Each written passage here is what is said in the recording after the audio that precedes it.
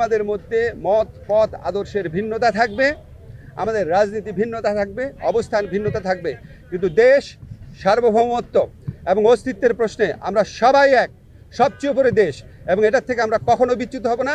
বাংলাদেশকে দুর্বল, শক্তিহীন, নতজানু ভাবার কোনো রকম অবকাশ নাই।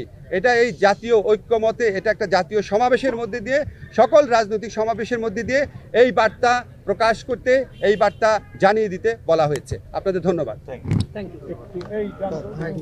আসসালামু আলাইকুম রহমতুল্লাহি ওয়া বারাকাতুহু। প্রিয় দর্শক, বাংলাদেশ প্রেক্ষাপট নিয়ে সুন্দর একটি গুরুত্বপূর্ণ ভিডিও নিয়ে হাজির হয়েছি। আপনারা দেখলেই বুঝতে পারবেন ভিডিওটা কত গুরুত্বপূর্ণ। তো যারা আমার চ্যানেলটাকে সাবস্ক্রাইব করেন নাই, আপনারা আমার চ্যানেলটাকে সাবস্ক্রাইব করবেন, যেন আমি ভিডিও দিলে সর্বপ্রথম আপনারা দেখতে পারেন। যারা সাবস্ক্রাইব করেছেন তাদেরকে ধন্যবাদ।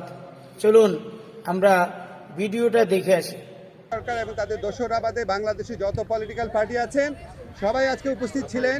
নানান মত পথ আদর্শের ভিন্নতা ছিল, কিন্তু সবাই একত্রে বাংলাদেশের সার্বভৌমত্ব, অস্তিত্ব, স্বাধীনতা এবং মর্যাদা রক্ষার প্রশ্নে সবাই ঐক্যবদ্ধ থাকার ঘোষণা দিয়েছেন এবং ঐক্যমত জানিয়েছেন। ওনারা এই সমস্ত আমাদের এই সভাতে যেই সমস্ত বিষয়ে ঐক্যমত প্রতিষ্ঠিত হয়েছে আমি একটু পড়ে শোনাচ্ছি আপনাদের।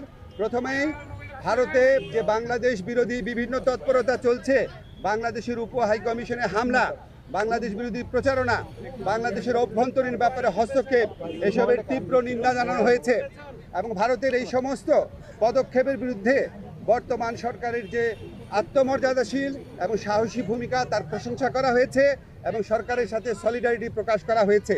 তবে একই সাথে সাথে ভারতের এই সমস্ত প্রচারণার বিরুদ্ধে সরকারকে আরও শক্তিশালীভাবে, আরও বেগবানভাবে এটাকে অ্যাড্রেস করার কথা বলা হয়েছে এবং এই জন্য প্রয়োজনীয় যে প্রবাসী যে আমাদের বন্ধুরা রয়েছেন, অন্য রাষ্ট্র রয়েছেন, বন্ধু রাষ্ট্র, তাদের সহযোগিতা, প্রবাসীদের সহযোগিতা, আন্তর্জাতিক সংবাদ সংস্থার যে সাংবাদিকরা রয়েছেন তাদেরকে এই দেশে ডেকে নিয়ে আসা, এই ধরনের নানান পরামর্শ দেওয়া হয়েছে এবং আমাদের কমিউনিকেশন স্কিল এবং ইন্টারন্যাশনাল লিগাল স্কিল বাড়ানোর পরামর্শ দেওয়া হয়েছে।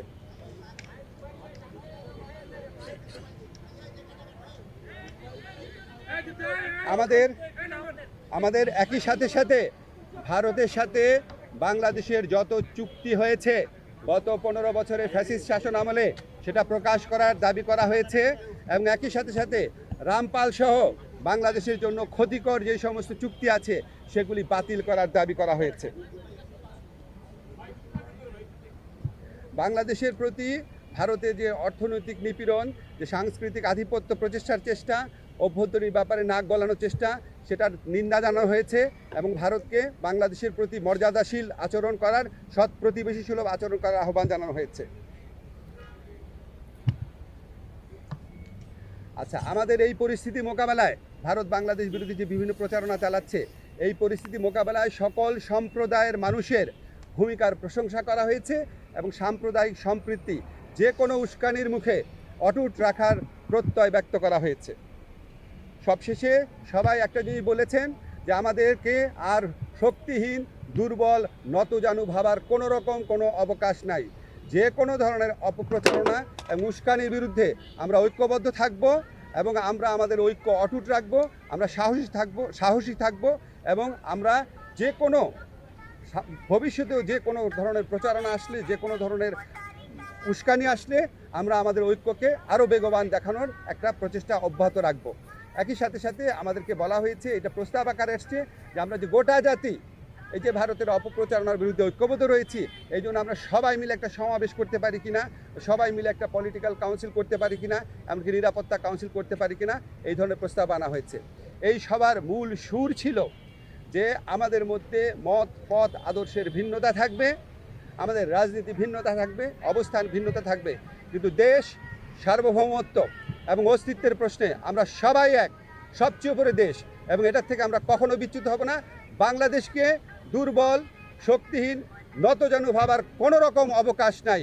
এটা এই জাতীয় ঐক্যমতে, এটা একটা জাতীয় সমাবেশের মধ্যে দিয়ে, সকল রাজনৈতিক সমাবেশের মধ্যে দিয়ে এই বার্তা প্রকাশ করতে, এই বার্তা জানিয়ে দিতে বলা হয়েছে। আপনাদের ধন্যবাদ।